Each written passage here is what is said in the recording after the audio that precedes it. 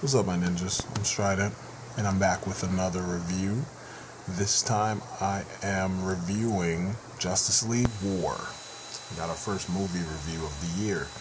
Um, this is the newest Warner Brothers animation and DC Comics collaboration. You know me, I'm a fan of the DCAU. I kind of prefer Justice League Unlimited to everything else that's been out there, but these movies, they kind of help,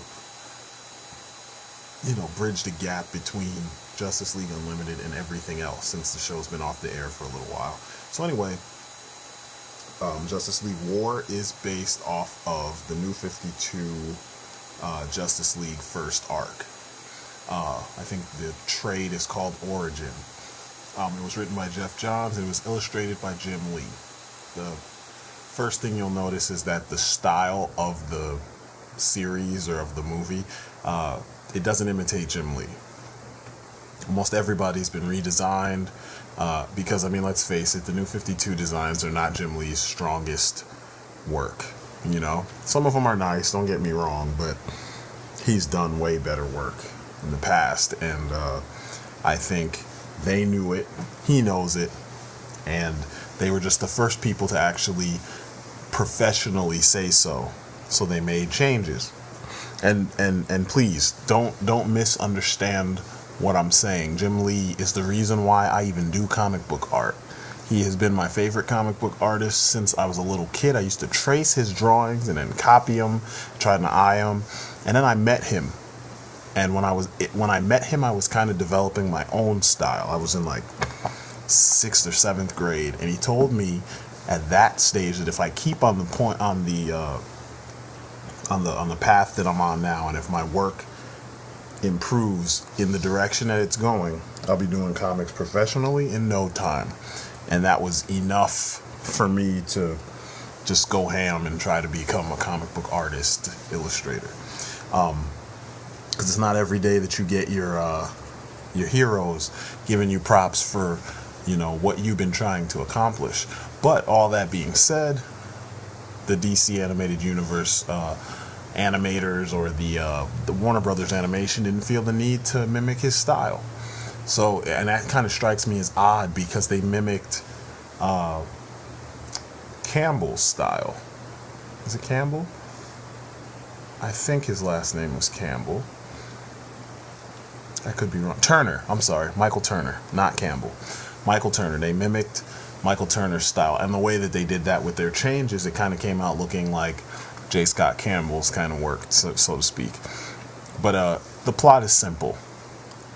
The heroes are new to the world, and a threat has shown up. It's been snatching up people left, right, and center all over the world, and the people want to blame the newly found out, or the newly emerging superheroes for these disappearances. Most of them operate in the shadows, kind of like they do their thing and then they disappear like little guardian angels. Others they do their thing out in the open, and that's mainly the Flash and Wonder Woman. Cyborg actually is not a hero when the story starts. You get a new origin for him, which is kind of cool. And I'm gonna say before I even continue, Cyborg is probably the best. Between him and Shazam, they kind of. Wow, actually, I'm leaving people out. Between him, Wonder Woman, and Shazam, they saved the movie for me. This threat that they all, are being blamed for turns into a full-scale invasion. They all have to unite and fight, and you find out that it's Darkseid, of course. Not like it's a surprise for anybody. It's Darkseid, voiced by Steve Blum. It's not the voice that you heard in the trailer. He has a different, really processed kind of voice. It's real deep, real bassy, real garbled to some degree. And I don't really dig Darkseid's look in the New 52 or... Excuse me. It's kind of late, so I apologize. in the New 52 or in this movie. It's not good. There's overall, this film is lacking. The action is cool. It's a lot of action. You know me, I'm an action junkie, but they were so light in the story department. They just, I don't know. And the way that they presented the movie was perfect. I mean, you kind of just, it starts and all the characters exist in this world. You know what I mean? And superheroes are not this huge surprise. It's just the reaction to the superheroes is a big surprise. And I like that because, like I said before, I think that what Warner Brothers needs to do with the actual Justice League film is start off with all the characters existing already. And if they pull that off, then it would be perfect, because then all we have to worry about and what we're going to watch is the dynamic between all the heroes meeting each other for the first time. And I think that would work better than starting from scratch, you know, with each individual story and all that shit. But anyway, this movie kind of does that, but it falls flat because they don't even introduce the characters on the right notes. I mean, like, Batman doesn't really get an introduction, you know? Green Lantern doesn't really get an introduction. He just shows up, you know? They're just there and stuff is happening already. And I think that loses, that it's a missed opportunity, in my opinion. For, you know, you could have established a little bit more about the characters. You could have shown them doing something before all this shit started, which would have been, what, 5 more minutes to the, you know, the runtime of this, or you chop off 5 minutes somewhere else or 10 minutes somewhere else and just add this information in there. And I'm sure, you know, when it's released on Blu-ray, there might be extras and parts that they chopped out that probably were along the lines of this, because they're pretty good storytellers. This one was directed by Jay Oliva, and he directed The Dark Knight Returns 1 and 2. And in my opinion, that's one of the best directing jobs I've ever seen, because he took material that people have said could not be directed, and he made it into a film. And it didn't, it did justice to, it did not disrespect the original vision. You know, it did justice to the original vision. So, your league in this movie consists of Superman, Batman, Shazam, Wonder Woman, The Flash, and Cyborg. I think I left someone out, didn't I? Oh, and Green Lantern. They definitely cut out Aquaman. And it's weird because while you're watching the fight scenes, it seems like they got rid of Aquaman because he can't fly or something like that, you know? 95% of the league, with the exception of Flash and Batman, they can fly. Or 80%. And that's the only difference. I mean, Aquaman's so hardcore in the New 52, why would you leave him out? But what they did with Shazam, the retelling of his story, or the re-characterization and keeping him a little bit more true to his original roots, I like that, and it feels a little bit better, you know? They added an edge to him, so he's a little bit more modern. I guess that's what all the kids want. They like assholes these days, so that seems to be the edge everyone gets. Batman actually seems softer in this, but you have Green Lantern being a complete douche, but he's calling Batman a douche. And he just sounds like a bro, you know, and it's kind of frustrating, because if it's a dude who's been flying around in space, you know, most of the time, how did he have time to adopt some of these, you know, trendy ways that are going on here on the planet that he's not necessarily on all the time? You know what I mean? But the action is pretty good. The story is kind of it's not so great. The parts where they're giving you origins of characters, which is mainly Cyborg, they really did a decent job with that, because I like this version of Cyborg better than any of the other ones I've seen. Maybe, you know, I like the Teen Titans version, but this is the sleekest version of the character. He's not as bulky. I mean, you see the transformation happen because essentially the Prometheum that was used to save his life absorbed the surrounding tech that he was sitting in. He was sitting in this kind of an MRI machine looking thing, and it absorbed it and encased him in it, almost like a cocoon. So at first he's fighting and he's unrecognizable, but as he gets hit, pieces fall off. And when the pieces fall off, you see that the tech has formed over the spots that were damaged.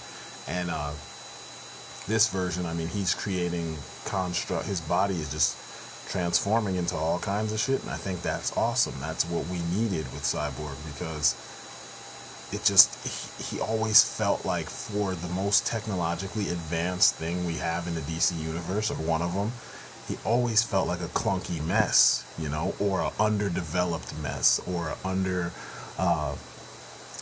like the opposite, completely underdeveloped tech in comparison to the stuff like Lex Luthor would be using, or Mr. Terrific, or actually I can't even say Mr. Terrific, because sometimes they don't really most times they don't really go into detail about what his tech is actually doing. You don't see it.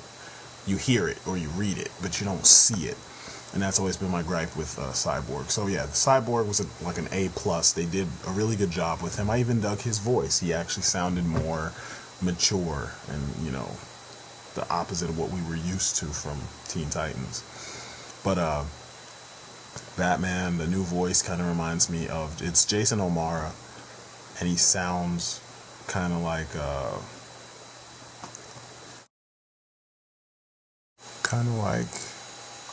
Bruce Greenwood, who showed up in he's the voice of Batman in both Under the Red Hood and Young Justice. He kind of has that kind of sound to his voice. He's not putting on a voice, you know what I mean? It sounds like this could be his regular voice. He's not doing a phone voice the way that, you know, how what's his name, Kevin Conroy would do. It just sounds like his regular voice. And I dig it, you know. Michael Keaton, to me, did the best job playing Batman, you know, on film. And he didn't really do too much to his voice. He kind of just spoke really low, so that you wouldn't really pay close attention to what his voice sounds like. And I dug that. I mean, he was freaking creepy. And I think that's kind of a good way to play the character. Whereas, like, the animated version just is extremely cocky, or confident, I guess. I shouldn't say cocky. Green Lantern is cocky in this. And that's where I'm going to get to now with the issues I had with the film. First off,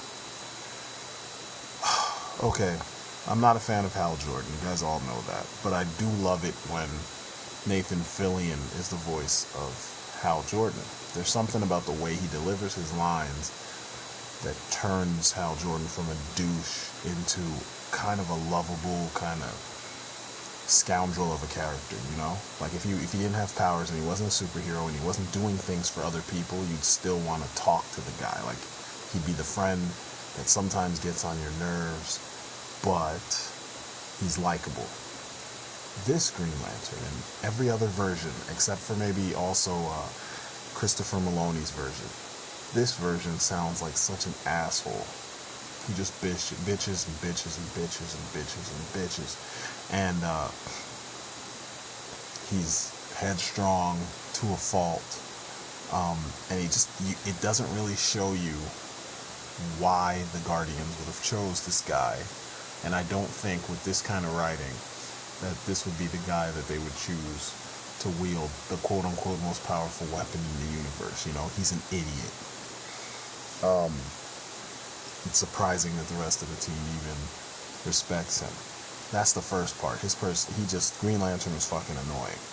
Second, why are they going out of their way? Why is DC allowing Johns, who hates John Stewart, why are they allowing him to rewrite all the Green Lanterns to be the same as far as how they use their powers?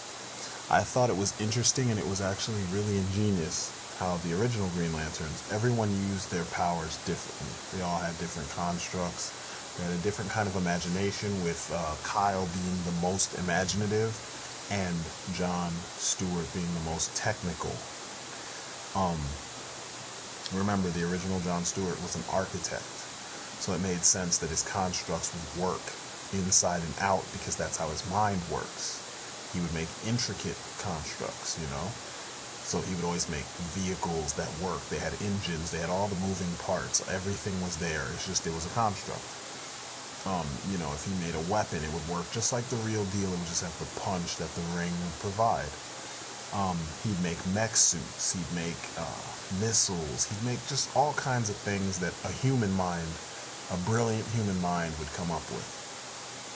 Hal Jordan, on the other hand, being the monumental idiot that he's been, granted he's done some cool stuff in the comics, he's still an idiot in my book.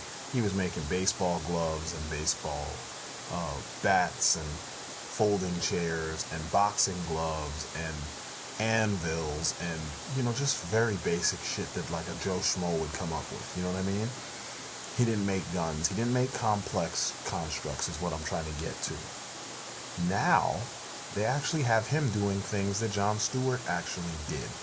Right down to taking the giant Robo-esque mech suit that he made in the episode Kids Play, I think it's called. Child's Play?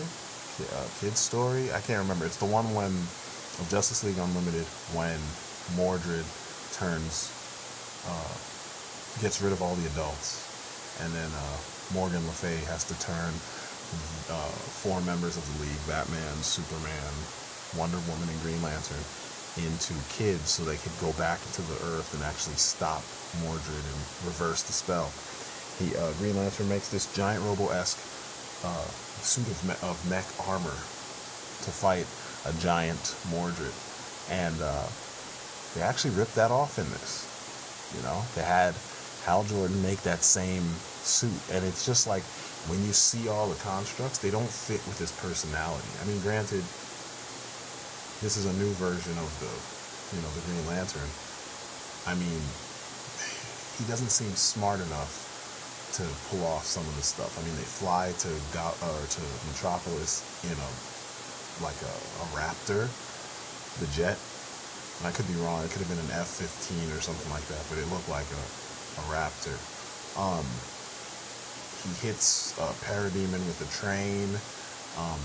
He makes like a spaceship with artillery cannons on the side. It's just like they really went out of their way to try to make Hal cool by stealing things from another Green Lantern, and I absolutely fucking hate it. That almost took me out of it. And I know people are going to they're going to be like, oh, that's not, why did that, what are you talking about? If you've been reading DC for as long as I have, and you come to understand the differences and the psychology behind all these characters, their strengths and their weaknesses and shit, stuff like that shouldn't be done. You know what I mean? And that's why I don't like Jeff Johns. He has a habit of shitting on history, and I think that's one of those things that he shouldn't do. He shits on legacy just for his own stuff, and anytime a writer does that, I have little respect for his work, and I don't have much respect for the writer. And, for them to kind of pick up on that and then improve or add to it kind of frustrates me. It's almost as if they wanted this to, it's like picking up things that would make the story or this package fail for those who love all the stuff that came before it. You know what I'm saying? And I think that's a bad choice. Next up, I hated Superman. His attitude as a character, I didn't care about him at all. Normally, a lot of people complain about Superman as a character. They say he's so cheesy, he's too powerful, blah, blah, blah. But when they're fighting Darkseid, he's kind of less powerful, and he's vulnerable.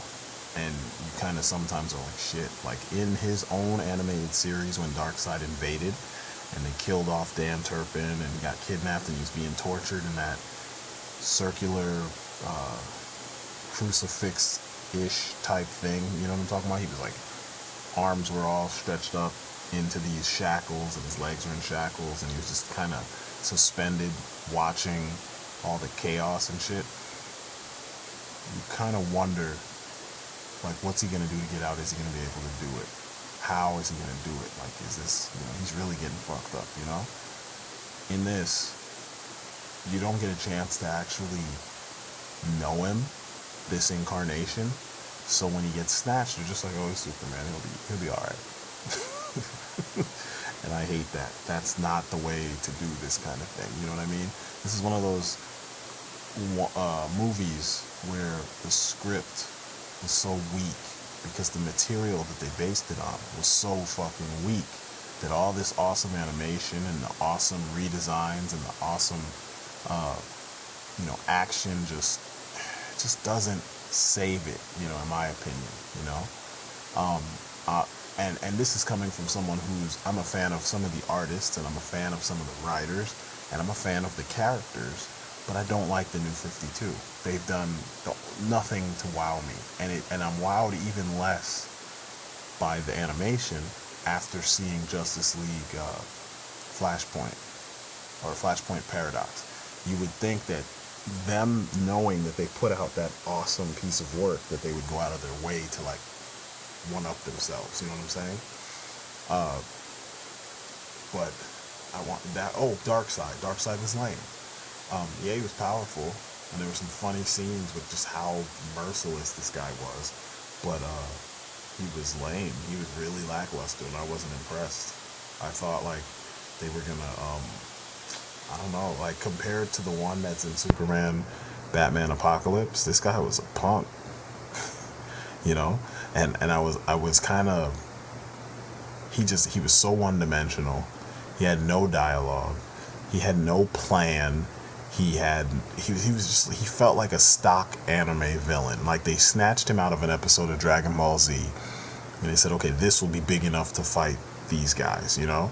And it was unimpressive. I mean, there were some sequences where the action that was going on was cool, but it didn't have any emotional content behind it, so it was just like, meh, you know, cool battle scene, and that's it.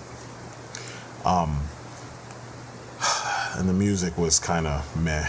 It wasn't really that good. There was no definitive theme for the League or for these heroes when they teamed up. They didn't have individual themes when they were fighting and doing stuff by themselves. It just was, I don't know. So, you know, all in all, there's a lot of parts that are well done, but as a whole, this is another one of their weak efforts, you know, right up there with Year One and Public Enemies. Those are the weakest entries. I was gonna say Superman Doomsday, but that's, the movie itself is okay. It's the freaking music that was just like ugh. But this is pretty weak. The action is good though. There's a lot of imaginative stuff going on as far as the action. Wonder Woman steals the show. I love it. The redesign actually shows that the people at the Warner Brothers understand character design better than the DC's, you know, VP of, what is he? He's the creative director of DC Comics. That's Jim Lee's title. Something like that. Creative director. I could be wrong. But his redesign of Wonder Woman is so generic. It's not much of a redesign. Whereas their redesign is a redesign that actually has functionality to it. And she looks more like a warrior type. And she's covered up. She's not all butt naked and, you know, wearing just the bikini and nothing else. And I dig this design. The inclusion of Shazam over Aquaman is kind of it's a meh, because then, you know, Shazam serves purely as your 100% comic relief, and he also serves as your secondary heavy hitter. And it was weird because, you know, the Shazam I know is Earth's mightiest mortal, and he's right up there with Superman. So usually you have one of them or you have the other. In this one, they snatch up suits, but they still have Shazam, and they're losing. I mean, he's getting his ass whooped as if he was nothing, and I'm like, wait a second, that's not the Shazam I remember, and that's definitely not the point of the character. The point of the character was always to have him be, you know, about as powerful as Superman, and the two of them are kind of rivals, so to speak, you know? But so much for what I know. This is the New 52, motherfucker. You know what I mean? Like, it's a whole different situation, and I'm not impressed by it, you know? I'm not impressed. But like I said, Wonder Woman, Cyborg, and Shazam kind of steal the show, in my opinion. Mostly Cyborg and Wonder Woman. Wonder Woman was just a beast. When it came to all the fighting, she was all over the place. Her lines were the funniest to me, and she had the most personality. Cyborg was whiny. You know, how come this is done to me? Oh my God, look at me, blah, blah, blah. The Flash. They actually did a good job with The Flash. I don't usually like Barry Allen in animation, for some reason, except for in Brave and the Bold. I liked him in the TV show, and I like him on paper in most comics. It's just that the animated versions were either just like Wally West, or they were just boring. They didn't have enough personality. This one, he's got personality, and I actually dug that. And that was what was missing from it. And it wasn't like he was cracking jokes or anything. It's just his reactions were like, they were believable reactions. So, you know, Flash was done right. So, all in all, though, and I know I said that earlier, but, you know, I'm closing. It's a fun watch. Don't get me wrong. Rent it, check it out. If you're a big fan of DC Comics and you've been reading for years pre-New 52, you might hate what you see because it's really not much to what you're going to see, you know? You're better off watching Flashpoint Paradox, because that actually has more of a real reimagining of these characters and less of a cosmetic reimagining. You know, because they feel like it feels like 12-year-olds rewrote the Justice League. You know, because how do you make Superman cool? You make him kill people, and you make him an asshole. You make him beat the shit out of Batman. How do you make, you know, how do you redesign the Justice League? You take out the characters that were interesting and helped, you know, add a different dynamic to the group, and you add in more angst-ridden characters. You make everybody angst-ridden. I mean, everybody is grim in this, except for Shazam. Everybody's got like a grim kind of, you know, because even Green Lantern, he's a douche, but he's kind of suicidal. And when I say suicidal, it's like it's like he's trying to prove something, and they point this out in the story. You know, why Batman asks him, "What are you trying to prove?" And he's just like, "This is my job.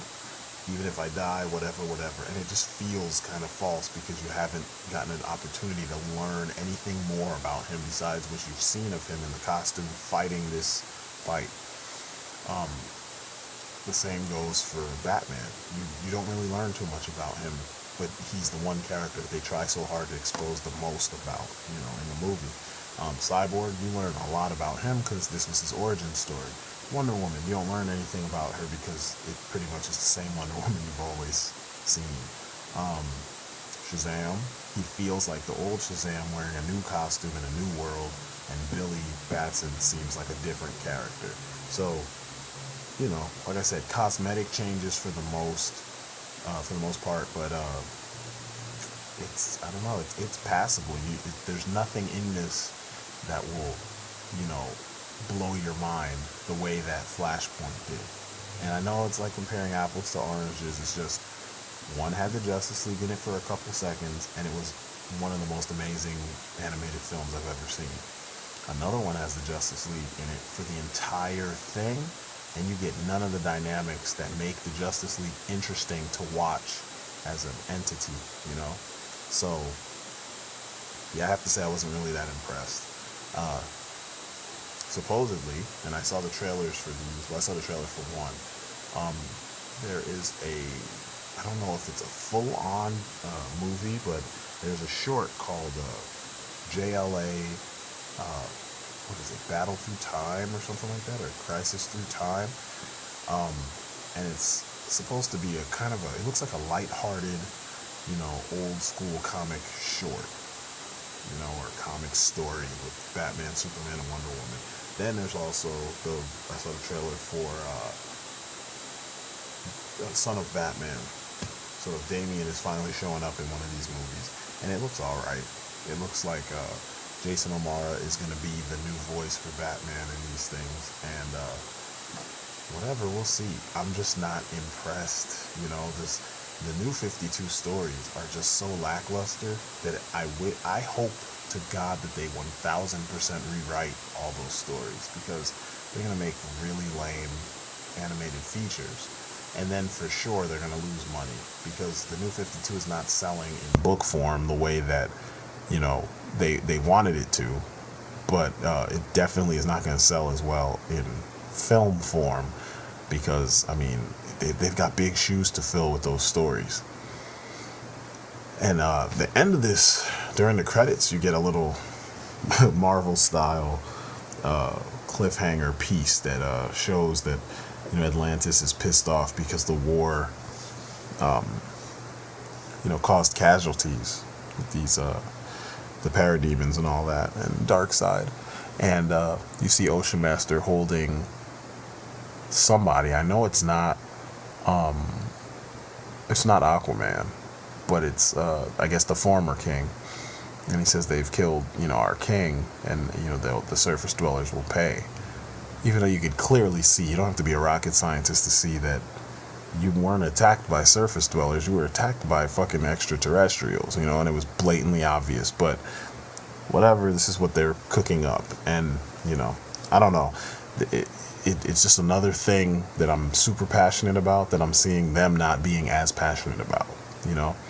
So check it out if you want something to watch while you do the dishes or while you clean your house or something. You know, you can peek in and you'll see some cool stuff, but overall you're not missing anything. The main thing you need to see is Wonder Woman and the ice cream, which some of you might have already seen. That was awesome. You need to see anything Wonder Woman does, you need to see, because she's amazing in this. They're finally starting to get her, you know, so to some degree, because she seems consistent from Justice League to now. So anyway, I'm Strident. It's my story. I'm sticking to it. This has been a review for Justice League War, and I guess I will see you guys in the next video. Peace outside.